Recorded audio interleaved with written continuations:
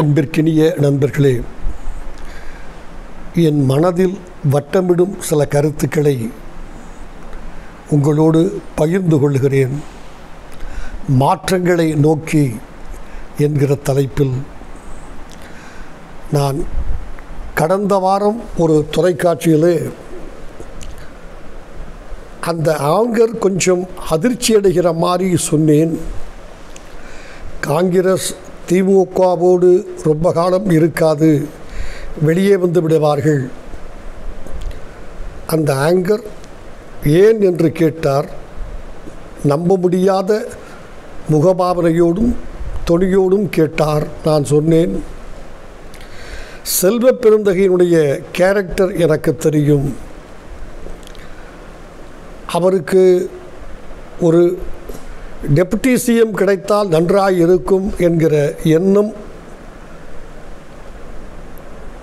ஆழமாக அவர் மனதில் பதிந்து பேச்சிலும் செய்கையிலும் வெளிப்பட ஆரம்பித்து விட்டது.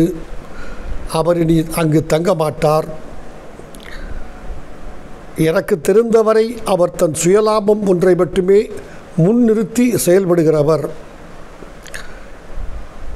ஒரு 2-3 கட்சிகளை பார்த்தவர். எனவே அவருக்கு மற்ற எதையும் எடுத்துக்கொள்ள வேண்டிய அவசியம் உறுதியாக இல்லை, வந்துவிடுவார். ஒரு கடந்த வாரம் நான் சொன்னேன், கடந்த சனிக்கிழமை நான் இந்த கருத்தை தெரிவித்தேன். இன்றைக்கு நான் இதை பதிவு செய்வது செவ்வாய்க்கிழமை. அவர் நேற்று திங்கட்கிழமை பேசிவிட்டார் பொதுக்குழுவிலே, அவர்கள் கட்சியினுடைய பொதுக்குழுவிலே.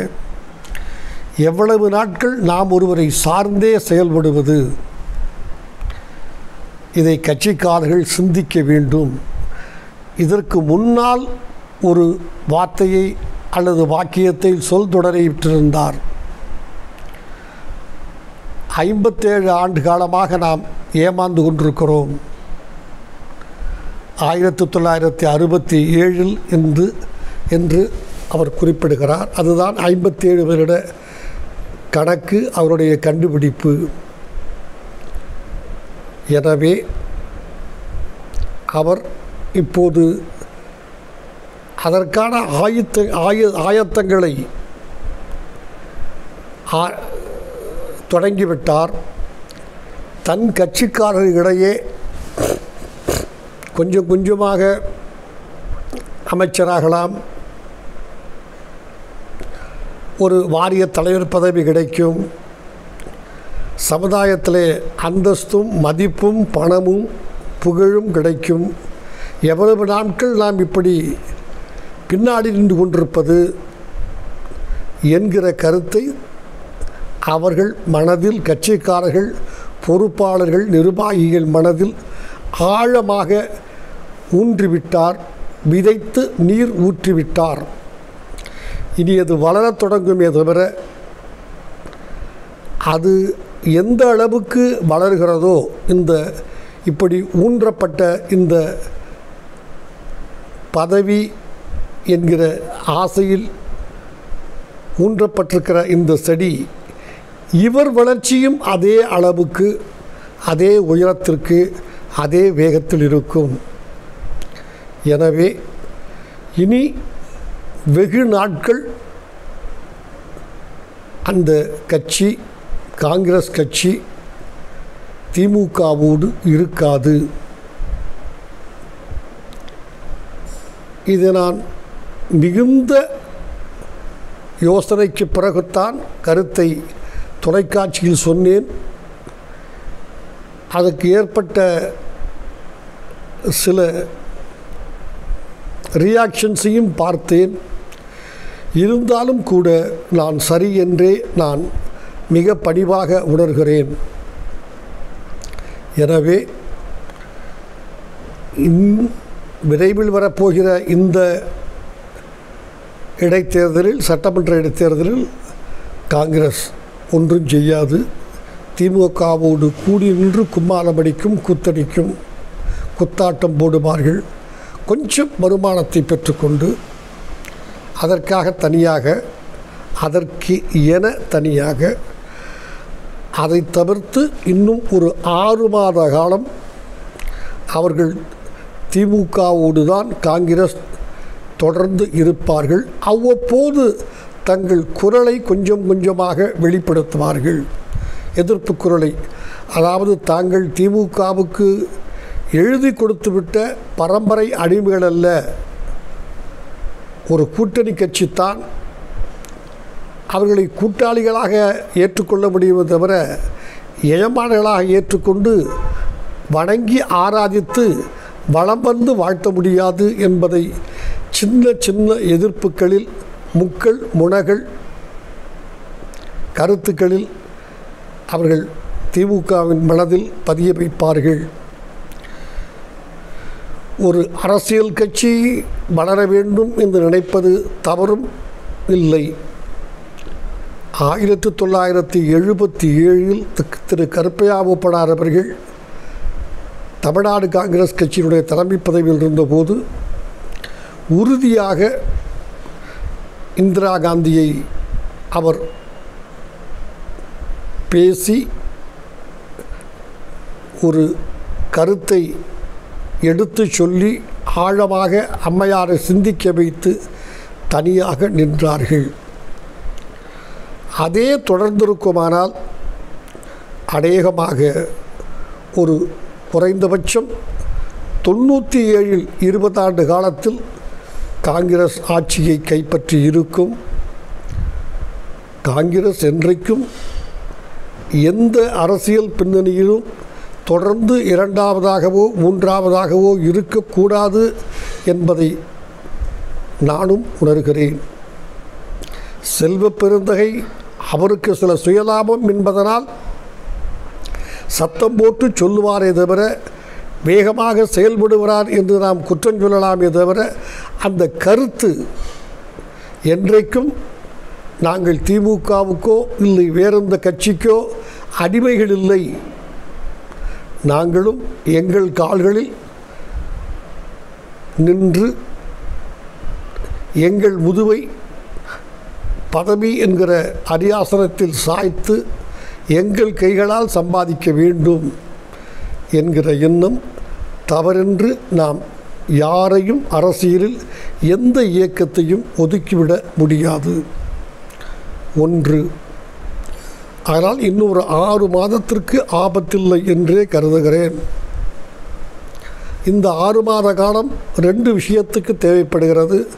ஒன்று, எந்த அளவுக்கு மோடி தனக்கு ஏற்படுகிற பின்னடைவுகளை அவருக்கு இருக்கிற கூட இருக்கிற கூட்டணி கட்சிக்காரர்கள் இடுகிற கூச்சல்களை முணுமுணுப்பை தாங்கி கொண்டு சமாளிக்கிறார் என்று பார்க்க வேண்டும். காங்கிரஸுக்கு பொருந்தும், செல்வ பெருந்தகைக்கு பொருந்தும், இன்னொரு முக்கியமான நபருக்கும் பொருந்தும். நான் சொல்லுகிறேன், இந்த 6 மாத காலத்தில் அண்ணா திராவிட முன்னேற்றக் கழகம் மீண்டும் ஒரு முறை கூப்பிய கரங்களோடும் குனிந்த தலையோடும் தோல்வி முகத்தோடும் பாரத ஜனதா கட்சியை நோக்கி பயணிக்குமா என்பதையும் பார்க்க வேண்டும். ஒருவேளை மோடிக்கு ஆபத்து உண்டாகுமானால் கொஞ்சம் பலமான சலசலப்புகள் ஏற்பட்டு அவர் பதவி, பிரதம அமைச்சர் பதவி நழுவுகிறார் போல் இருந்தால், நழுவுகிறார் போல் சூழ்நிலை இருந்தால் காங்கிரஸ் கட்சி என்ன செய்யும் என்பதை இப்போது நான் சொல்ல இயலாது. இதேபோல் காங்கிரஸ் கட்சியை நோக்கி மன்னித்து விடுங்கள், பாரதிய ஜனதா கட்சியை நோக்கி அண்ணா திமுக பயணிக்காமல் தொடர்ந்து உறுதியாக நிற்கிறார்களா? திரு எடப்பாடி பழனிசாமி இன்னும் தலைமையை தக்க வைத்துக் கொள்ளுகிறாரா? ஒன்று கூடுவோம் என்று யாராரோ உளறிக்கொண்டிருக்கிறார்களே, அதில் ஏதாவது நடக்குமா? இவையெல்லாம் இந்த 6 மாத காலத்தில் முடிவு செய்யப்பட்டு மோடி அவர்கள் 6 மாத கால அபாயத்தை கடந்துவிட்டால்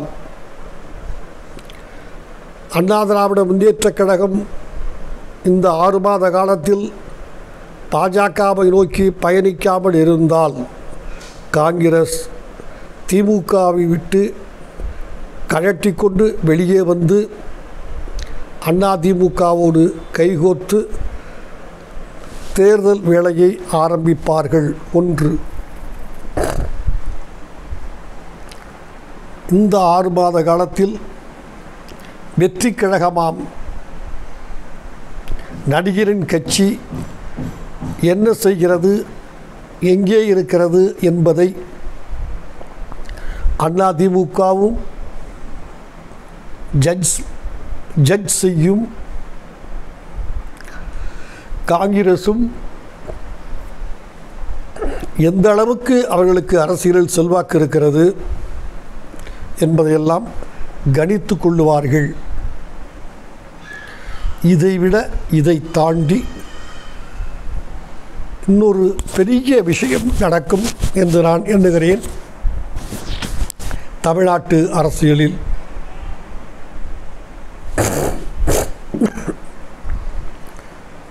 இதையும் நான் ஒரு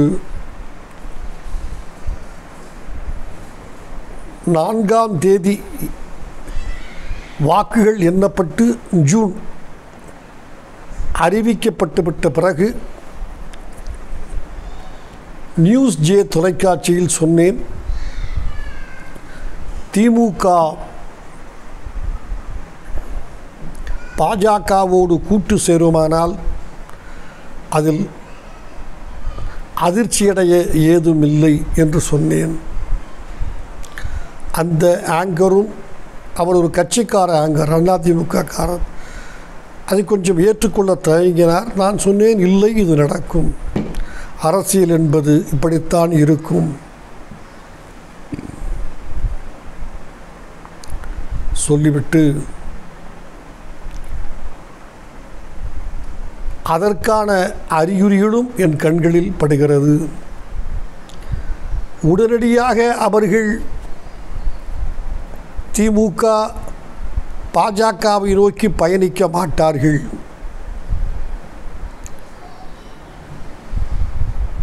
அவர்களுக்கு இந்த இடைத்தேர்தலில் நிச்சயமாக சர்வ நிச்சயமாக அவர்கள் விக்கிரவாண்டியில் வெல்லுவார்கள் திமுக. ஆனால் வாக்கு சதவிகிதம் என்ன, அங்கு கொஞ்சம் செல்வாக்கு இருக்கிற பாமக என்ன செய்ய போகிறது, யாருக்கு வாக்களிக்கும், தனி வேட்பாளரை போடுவார்களா என்பதையெல்லாம் பார்த்துவிட்டு அவர்கள் கொஞ்சம் கொஞ்சமாக, நாங்கள் எப்போதுமே மத்திய அரசாங்கம் எடுக்கிற எல்லா முடிவுகளையும் தவறென்று சொல்ல வேண்டிய அரசியல் அவசியமில்லை, நாங்கள் அடிமைகள் யாருக்கும் இல்லை, நாங்கள் இஷ்யூ அடிப்படையில் மத்திய அரசு, மோடி தலைமையில் இருக்கிற மத்திய அரசு சரியான முடிவெடுக்குமானால் நாங்கள் ஆதரிப்போம், தவறென்றால் தட்டி கேட்போம். நாங்கள் தட்டி கேட்பதனாலேயே அவர்களுக்கு எதிரிகளும் அல்ல, ஆதரிப்பதனாலேயே அவர்களுக்கு நாங்கள் அடிமைகளும் அல்ல, அவர்கள் கூட்டாளிகளும் அல்ல. ஒரு நிர்வாகம் திறம்பட நடக்க வேண்டுமென்றால் தமிழருக்கு, தமிழுக்கு, தமிழ் மண்ணுக்கு ஒரு நல்லது கிடைக்குமென்றால் நாங்கள் அரசியல் பார்க்க மாட்டோம். தமிழன் நன்மை முக்கியம், தமிழுக்கு சிறப்பு முக்கியம், தமிழுக்கு அந்தஸ்து முக்கியம் என்கிற அடிப்படையில் நாங்கள் பிஜேபி அரசை அல்ல, பிஜேபி எடுக்கிற முடிவுகளை ஆதரிக்க வேண்டி வரலாம். அப்படித்தான் ஆரம்பிக்கும். கொஞ்சம் கொஞ்சமாக. அதனால் தங்களுக்கு என்ன கிடைக்கிறது, லாபமா நஷ்டமா, காங்கிரஸ் இதற்கு எப்படி ரியாக்ட் செய்கிறது, மென்மையாக திமுகவை பார்த்து காங்கிரஸ் தலைவர்கள் புன்னகைத்து இது நாங்கள் எதிர்பார்த்தது தான், இதுதான் உன் ஜாதகம், எங்களுக்கு தெரியும் என்று விட்டுவிடுகிறார்களா? அடிவயத்திலிருந்து சத்தம் போட்டு ஆர்ப்பரித்து வெளியே வார்த்தைகளை கொட்டுகிறார்களா கோபத்தோடு என்பதை பார்த்து அதன் பிறகுதான் கொஞ்சம் கொஞ்சமாக பாஜகவை நோக்கி நகர முயற்சி செய்கிறவர்கள் முற்றும் பாஜகவை நோக்கி இரண்டரை கலந்து பாஜகவோடு ஒன்றாகிவிடுவார்கள். எனவே வருகிற ஒரு 6 மாத காலம், இப்போது ஜூன் 11 தேதி இன்றைக்கென்றால் ஒரு டிசம்பர் 31க்குள் 2024 பல்வேறு அரசியல் மாற்றங்கள் தமிழ்நாட்டில் வரும் என்று எதிர்பார்க்கிறேன். உங்களோடு நானும் காத்திருக்கிறேன், அதை நோக்கி பார்த்திருக்கிறேன். நன்றி.